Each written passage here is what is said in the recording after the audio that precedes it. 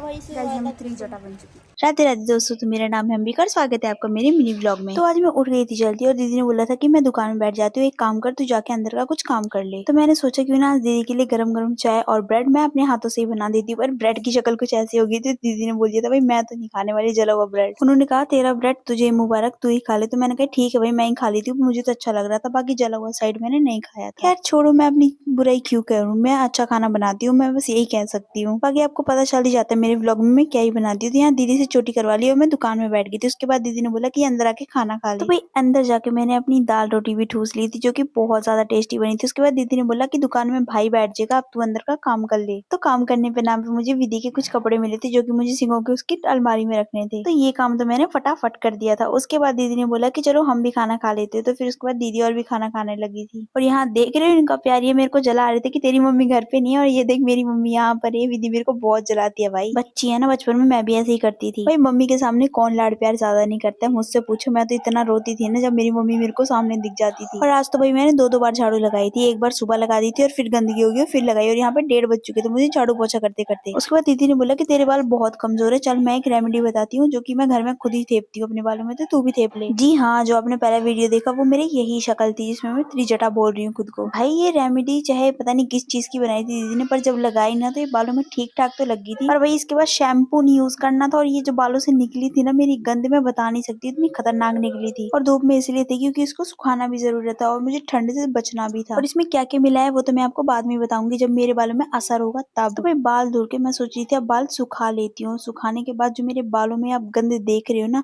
आपको दूर से देखने में ऐसे लगेगा ना कि इसके बालों में पता नहीं क्या लगा है, ये ज्यादा कुछ नहीं है, ये वही चीज है दीदी ने मुझे बना कर दी थी। और इसमें शैम्पू नहीं किया इसलिए ऐसे है। और इसके बाद जो ककई होती है ना जिसे जुए निकालते हैं, उसको ना इससे बहुत बारीकी से साफ कर सकते हैं। तो भाई जो शैम्पू यूज करता है वो कर सकता है, बट मैंने शैम्पू यूज नहीं की थी क्योंकि मैं सोच रही थी अगर फर्क देखना है तो इसका ऐसे ही देखते हैं। तो आप मोटी कंघी से भी इससे ब्रश कर सकते हैं। देखो मेरे बालों में अब बिल्कुल भी वो नहीं दिख रहा। उसके बाद मैं चली गई थी शाम को सब्जी लेने के लिए, और आज मार्केट में इतनी ज्यादा भीड़ थी भाई क्योंकि संडे था आज। तो काला आम में संडे के दिन तो इतनी ज्यादा भीड़ होती है ना मार्केट में कि चलना मुश्किल हो जाता है। और आज मैं सोच रही थी बहुत सारी सब्जी ले ली थी, और मुझे कुछ सब्जी सस्ती भी मिल गई थी और कुछ महंगी भी मिली थी भाई। घर से तो हम खाली हाथ ही आए थे, लेकिन यहाँ से इतनी सारी सब्जियां लेके गए थे ना कि हाथ दर्द होने लगे थे चलते चलते। और दीदी ने कहा था कि कुछ मिर्ची भी ले लेती जिसकी मैं अलग सब्जी बनाऊंगी, और मिर्ची की सब्जी दीदी बनाती है, मुझे तो नहीं आती भाई। तो जो आप ये सामने बड़ी बड़ी हरी मिर्ची देख रहे हैं दीदी ने ये ले ली थी, और दीदी कह रही थी आज मैं इसकी सब्जी तुझे टेस्ट करवाऊंगी। मैंने कहा ठीक है दीदी चलो, तो शाम को देखती है कैसी बनती है इसकी सब्जी। तो ये देखो भाई हमारे हाथ तो फूल हो रखे थे सब्जी से। और भाई जैसे हम घर पहुंचे ना हमने सब्जी साइड रखी और चैन की सांस ली क्योंकि हाथ तो दर्द हो गए थे चलते चलते, मतलब सब्जी पकड़े पकड़े। और आके फिर अपनी भांजी के साथ में चिप्स एंजॉय करने लगी क्योंकि भाई मैं बहुत थक जाती हूँ तो मुझे भूख बहुत लगती है। चलो मिलती है नेक्स्ट व्लॉग में, तब तक के लिए